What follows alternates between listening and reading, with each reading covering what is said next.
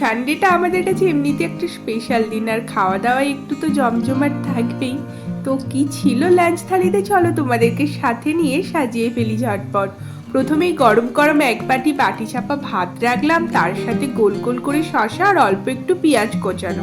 ভাতের উপরে একটা কাঁচা লঙ্কার এক টুকরো পাতিলেবু দিয়েছি। লাল কুমড়ো দেখতে পেয়ে বেশ লোভ লাগলো, তাই বাড়ি নিয়ে এসে বেসন দিয়ে একটুখানি বড়া করেছি। তার সাথে লাল নোটে শাকও পেয়েছি আজকে, বাদাম দিয়ে ভাজা হয়েছে। বাদামটা ওর সাথে আগে থেকেই প্রথম থেকে মেশাইনি, যাতে নরম না হয়ে যায়। আর তার সাথে ডবল ডিমের কারি আলু দিয়ে মাখো মাখো করে, কাজু কিশমিশ দিয়ে আমের চাটনি আর দুটো পাঁপড় ভাজা রেখেছি। আজ সিকিমে এই রবিবার ভালো পেলাম না, আর জিন্দা মুরগিও আসেনি শিলিগুড়ি থেকে শুনলাম, তাই অগত্যা ডিমই বানাতে হলো। রবিবারের দুপুরবেলার খাবার মেনুতে আমাদের এগুলোই ছিল। তোমরা রবিবার দুপুরে কি খেলে, আর থালি আইডিয়াটা তোমাদের কিরকম লাগলো ছোট্ট একটা কমেন্টের মাধ্যমে আমাকে জানাও। Thank you so much.